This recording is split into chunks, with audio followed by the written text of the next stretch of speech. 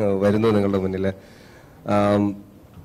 Actually ദൈവത്തിൻ്റെ ഒരു പദ്ധതി, സമ്പൂർണ്ണ പദ്ധതി, അത് യേശു കേന്ദ്രീകൃതമാണ്. അപ്പം യേശുവിൻ്റെ പുതിയ നിയമമാണ് സുവിശേഷകന്മാർ 4 പേര് അവതരിപ്പിക്കുന്നത്. അപ്പം ആ സുവിശേഷത്തിൽ നിന്ന് നമ്മൾ തിരിച്ച് പഴയ നിയമത്തിലേക്ക് ആ കോട്ടിങ്സിലൂടെ കടന്നു പോകുമ്പോൾ അവിടെ ഒരു സമ്പൂർണതയാണ്. ഇത്രയും 1-2 വർഷമല്ല, ഇത്രയും നൂറുകണക്കിന് വർഷങ്ങൾക്ക് മുന്നേ എഴുതപ്പെട്ട പ്രവചനങ്ങൾ യേശു ക്രിസ്തുവിലൂടെ പൂർത്തീകരിക്കുന്നത് നാം ഇന്ന് ഇവിടെ ഇരുന്ന് കണ്ട് വിശ്വസിക്കുന്ന പോലെയാണ് എനിക്ക് അനുഭവവേദ്യമായത്. Praise the lord. Praise the lord. കൈയടിച്ച് കർത്താവിന് നന്ദി പറയാം. ആരെങ്കിലും ഒരാൾ കൂടി വരാമോ? എന്താണ് നിങ്ങൾക്ക് ഉണ്ടായ ഒരു അനുഭവം? സഹോദരിമാർക്ക് ആർക്കെങ്കിലും എന്തെങ്കിലും ഒരു ഫീലിംഗ് തോന്നിയോ?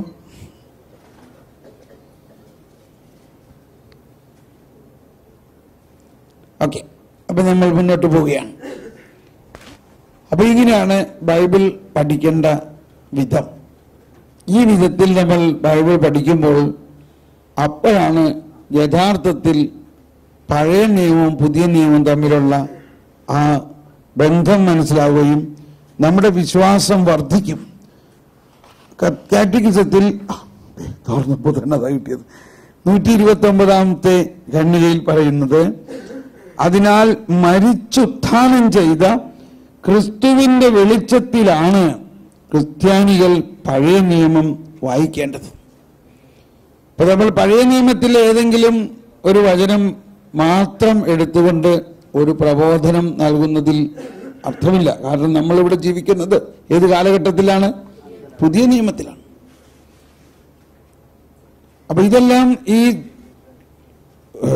സുവിശേഷ കേന്ദ്രീകൃതമായ, അതാണ് രാജ്യത്തിന്റെ ഈ സുവിശേഷം ലോകം മുഴുവൻ പ്രഘോഷിക്കപ്പെടണം.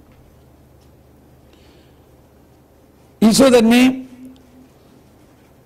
ലൂക്കായുടെ സുവിശേഷം 24:45 പറയുന്നതിന്റെ അർത്ഥം, അതായത് വിശുദ്ധ ലിഖിതങ്ങൾ മനസ്സിലാക്കാൻ തക്കവിധം അവൻ അവരുടെ ഹൃദയം തുറന്നു എന്ന് പറയുന്നത് അവിടെ കൂടെ പോയിരുന്ന കുറച്ചു പേരുടെ മാത്രമല്ല, ഹിസ്റ്റോറിക്കലായിട്ടുള്ള ഒരു സംഭവമാണത്. ഇപ്പൊ നമ്മൾ ഇന്നലെ കണ്ടു, നിക്കോദേമോസിന് ഈശോ അത്രയും ക്ലിയർ ആയിട്ട് പറഞ്ഞിട്ട് മനസ്സിലായില്ല. പക്ഷെ സമരിയക്കാരിക്ക് മനസ്സിലായി. എന്തോ ഇല്ലേ? അപ്പൊ ഇവിടെയുള്ള ഒരു കാര്യം, ഈശോ തന്നെ ഒരാളുടെ ഹൃദയം തുറന്നാലേ ഇത് മനസ്സിലാവുള്ളൂ. അപ്പോൾ ഹിസ്റ്റോറിക്കലായിട്ട് ഈ പഴയ നിയമത്തിന്റെ സംഭവങ്ങൾ പറഞ്ഞിട്ടുള്ള വചനങ്ങളും സങ്കീർത്തനങ്ങളും എല്ലാം അന്ന് പൂർണ്ണമായിട്ട് മനസ്സിലാകാൻ വേണ്ടി അല്ല പറഞ്ഞിട്ടുള്ളത്. അതിന്റെ പൂർണ്ണമായ വെളിപാട് ഉത്ഥാനം ചെയ്തതിന് ശേഷമേ ഈശോ തന്നെ വിശുദ്ധ ലിഖിതങ്ങൾ അറിയാൻ തക്ക വിധം അവരുടെ മനസ്സ് തുറന്നപ്പോഴാണ് അത് മനസ്സിലാവുന്നത്. ഇച്ചിരി വളർച്ചയിലേക്കുള്ള ഒരു കാര്യമാണ്. എല്ലാവർക്കും ഒരുപക്ഷെ ഇതിൽ അഭിരുചി തോന്നണമെന്നില്ല. പക്ഷേ എങ്കിൽ ഇതൊന്നും പറയാനിൻ്റെ അകത്തൊരു പ്രേരണ കിട്ടുകയാണ്. എന്തുകൊണ്ടാണ് ഈശോ ഉപമകളിലൂടെ എല്ലാം പറയാൻ ആരംഭിച്ചത്? ഉദാഹരണത്തിന് മർക്കോസിന്റെ സുവിശേഷത്തിൽ 4-ാം അധ്യായം എടുക്കാം. മർക്കോസിന്റെ സുവിശേഷത്തിൽ 4-ാം അധ്യായത്തിൽ എല്ലാവരും എടുത്തുനിന്ന് വായിക്കണം. 4-ാം അധ്യായം മുഴുവനും വായിക്കേണ്ട. അത് വിത്തിന്റെ ഉപമയാണ്, വിതക്കാരന്റെ ഉപമ. വിതക്കാരന്റെ ഉപമ നമുക്കറിയാം. ആദ്യം വിതച്ചത് വഴിയരികിൽ വീണു, പിന്നെ പാറമേൽ വീണു, പിന്നെ അപ്പൊ ഈ ഉപമ പറഞ്ഞു കഴിഞ്ഞപ്പോ 10 മുതലുള്ള വചനങ്ങളിൽ 4-ാം അധ്യായത്തിൽ 10-ാമത്തെ വചനത്തിൽ പറയാണ്, അവൻ തനിച്ചായപ്പോൾ 12 പേരും കൂടെ ഉണ്ടായിരുന്ന മറ്റുള്ളവരും ഉപമകളെ കുറിച്ച് അവനോട് ചോദിച്ചു. എന്നിട്ട് എന്താ പറഞ്ഞത്? എല്ലാവരും ഏറ്റു പറയാം, വായിക്കാം. അവൻ പറഞ്ഞു, ദൈവരാജ്യത്തിന്റെ രഹസ്യം നിങ്ങൾക്കാണ് വെളിപ്പെടുത്തപ്പെട്ടിരിക്കുന്നത്. പുറത്തുള്ളവർക്കെല്ലാം എല്ലാം ഉപമകളിലൂടെ. ഇനി എല്ലാവരും നോക്കി ഉച്ചത്തിൽ വായിക്കണേ. എല്ലാവരും ശബ്ദമുയർത്തി വായിച്ചേ. അവർ കണ്ടിട്ടും കാണാതിരിക്കുന്നതിനും കേട്ടിട്ടും ഗ്രഹിക്കാതിരിക്കുന്നതിനും അങ്ങനെ അവർ മനസ്സ് തിരിഞ്ഞ് മോചനം പ്രാപിക്കാതിരിക്കേണ്ടതിനും വേണ്ടിയാണ് ഇത്. പെട്ടെന്ന് തോന്നണത് എന്തോ ഒരു പ്രിന്റിംഗ് മിസ്റ്റേക്ക് ഉള്ളമാതിരി തോന്നണില്ലേ? ഇല്ലേ? ഒന്നുകൂടി വായിച്ച് ആ ലാസ്റ്റ് ഭാഗം. അവർ കണ്ടിട്ടും കാണാതിരിക്കുന്നതിനും കേട്ടിട്ടും ഗ്രഹിക്കാതിരിക്കുന്നതിനും അങ്ങനെ അവർ മനസ്സ് തിരിഞ്ഞ് മോചനം പ്രാപിക്കാതിരിക്കേണ്ടതിനും വേണ്ടിയാണ്. അപ്പൊ എന്താ അതിന്റെ അർത്ഥം? എന്തുകൊണ്ടാണ് അങ്ങനെ എഴുതിയിരിക്കുന്നത്? ആർക്കെങ്കിലും ഇതിന്റെ ഒരു സൂചന തരാൻ പറ്റുമോ? എന്താണ് ഇതിന്റെ അർത്ഥം? എന്തുകൊണ്ടാണ് അവർ കണ്ടിട്ടും കാണാതിരിക്കണമെന്നും അവർ മോചനം പ്രാപിക്കാതിരിക്കണമെന്നും പറഞ്ഞുകൊണ്ട് അവരോട് ഉപമകളിലൂടെ സംസാരിക്കണേ? യേശു വന്നിരിക്കുന്നത് എല്ലാവർക്കും മോചനം കൊടുക്കാൻ വേണ്ടിയല്ലേ?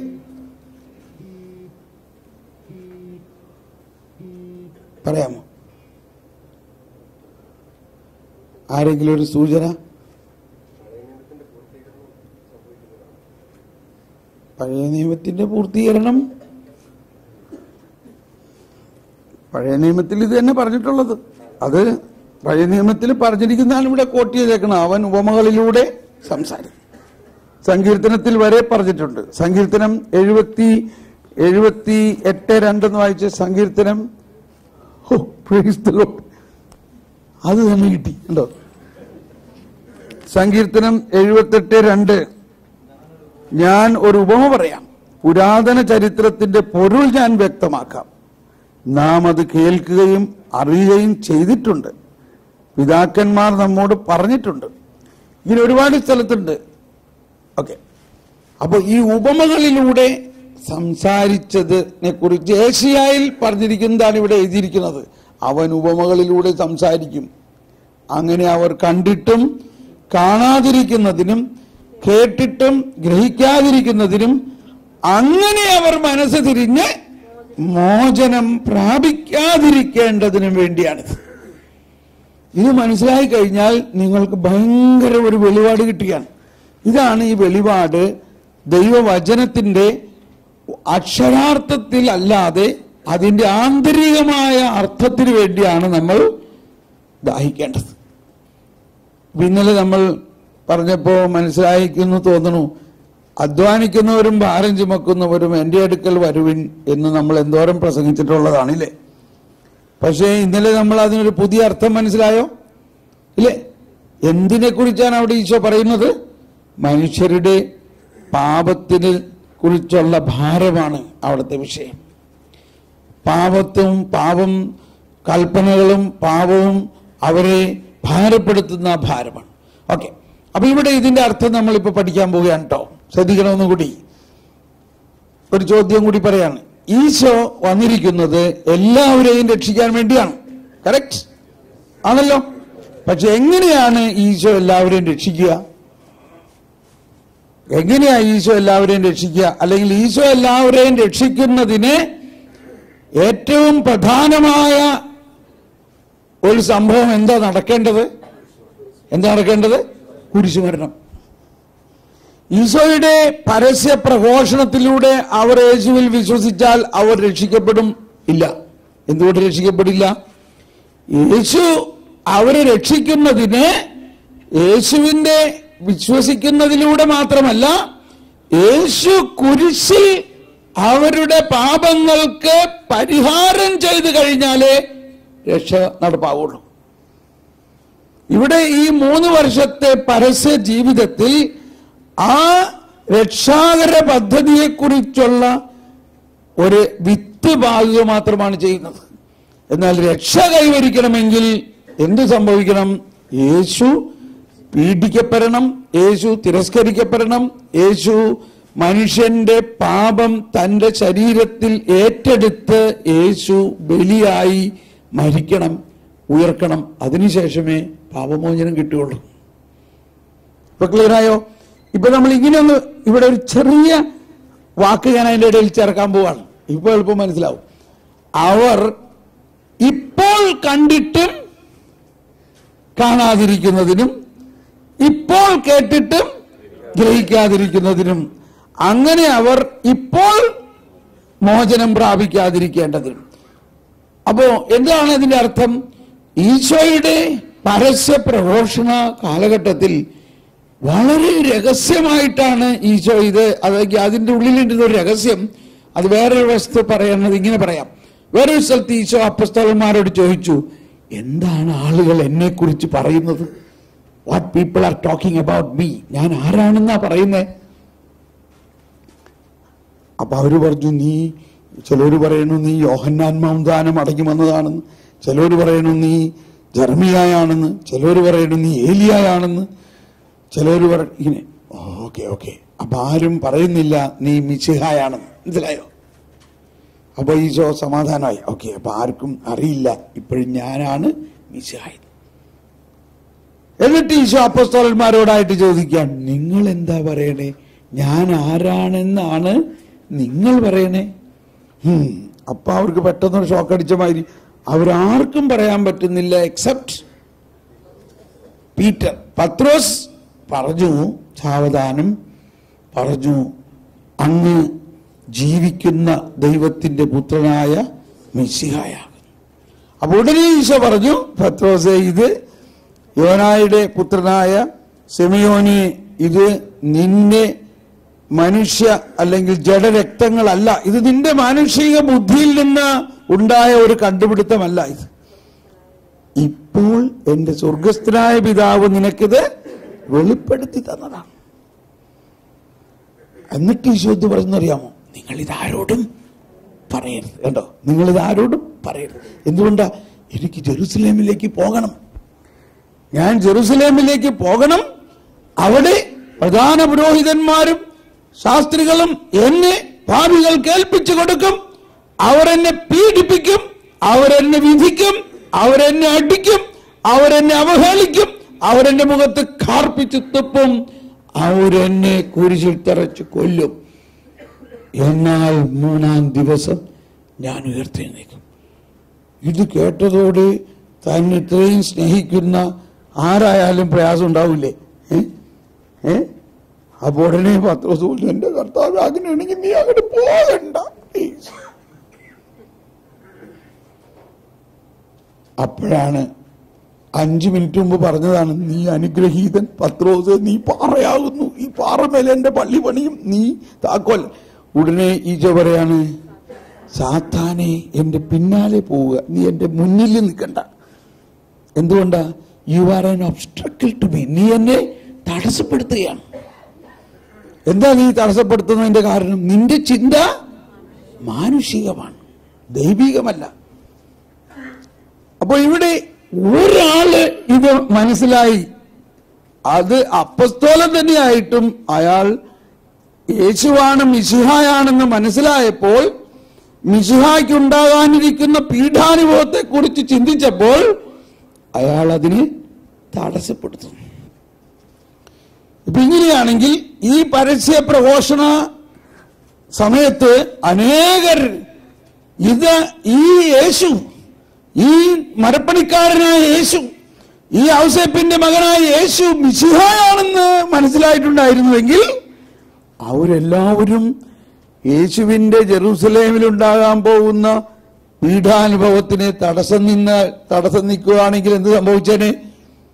ഈ രക്ഷാകര പദ്ധതിക്ക് തന്നെ അത് തടസ്സമായിരുന്നു. മാത്രമല്ല, അങ്ങനെ അവർ അറിഞ്ഞത് കൊണ്ടല്ലോ അവർ രക്ഷിക്കപ്പെടുന്നത്. എങ്ങനെയാണ് അവർ രക്ഷിക്കപ്പെടുന്നത്? യേശു പീഡ സഹിച്ച് മരിച്ചു ഉയർത്താലേ രക്ഷയുണ്ടാവുള്ളൂ. എന്തോ മിന്നാമിനുങ്ങളുമായി തോന്നുന്നുണ്ടോ നമുക്കൊന്ന്? അപ്പൊ ഈ രീതിയിൽ ഇങ്ങനെ ഒരു കെട്ടഴിച്ചു കഴിഞ്ഞാൽ എല്ലാ ഉപമകളുടെയും വലിയ ആന്തരിക അർത്ഥമാണ് എല്ലാ ഉപമകൾക്കും. അതിനി വേറെ എന്തെങ്കിലും ഒരു ധ്യാനത്തിലോ ഒരു പരമ്പരയോ നമുക്കുണ്ടാകാം. എല്ലാ ഉപമകൾക്കും വളരെ വിസ്മരണീയമായിട്ടുള്ള അർത്ഥമാണ്. നമ്മൾ ചിന്തിക്കണ കാര്യമൊന്നും അല്ല. ഉദാഹരണത്തിന് ഒരുവനെ കർത്താവ് പറഞ്ഞു, ഒരു കൃഷിക്കാരൻ, അതായത് ഒരു മുന്തിരിത്തോട്ടത്തിന്റെ ഉടമസ്ഥൻ അതിരാവിലെ എഴുന്നേറ്റ് ഒരാൾക്കുമായിട്ട് ഒരു കരാർ ചെയ്തു തോട്ടത്തിൽ ജോലി ചെയ്യാൻ. അവനൊരു ദിനാറ വേതനം കൊടുക്കാമെന്ന് പറഞ്ഞു. അവനവനെ വേലയിൽ കയറ്റി. പിന്നെ 3-ാം മണിക്കൂറിൽ വേറൊരാളേക്കും പറഞ്ഞു, നിനക്ക് ഉചിതമായ വേതനം തരാമെന്ന്. അവനെയും കയറ്റി 9. പിന്നെ 12-ാം മണിക്കൂർ 9 ഇല്ല 1-ാം മണിക്കൂർ, 3-ാം മണിക്കൂർ, പിന്നെ 6-ാം മണിക്കൂറിൽ വേറൊരാളെയും കയറ്റി. പിന്നെ 9-ാം മണിക്കൂറിൽ വേറൊരാളെയും കയറ്റി. പിന്നെ 10-ാം മണിക്കൂറിൽ വേറൊരാളെയും കയറ്റി.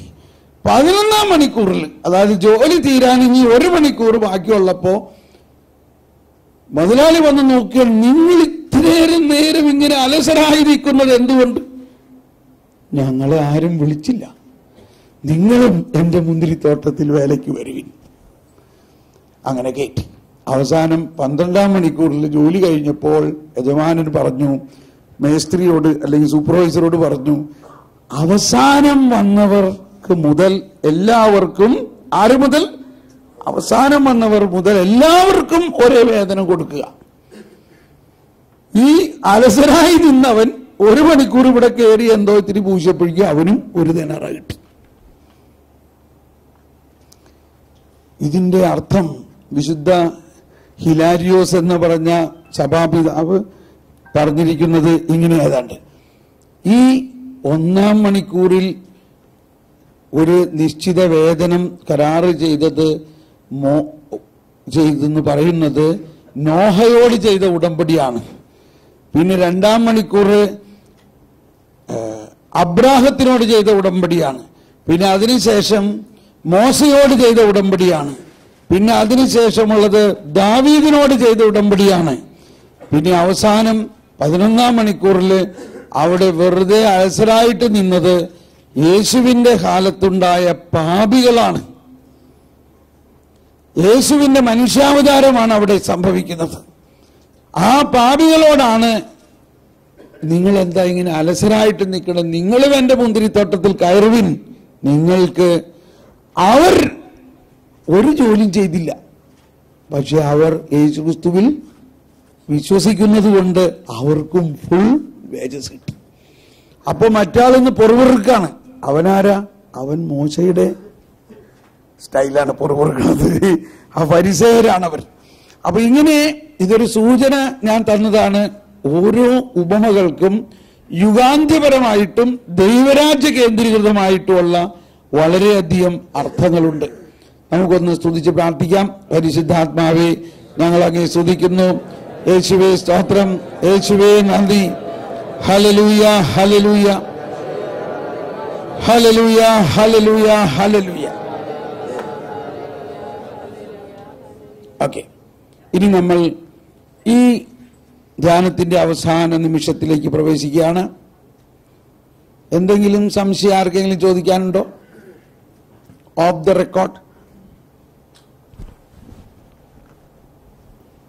റെക്കോർഡിംഗ്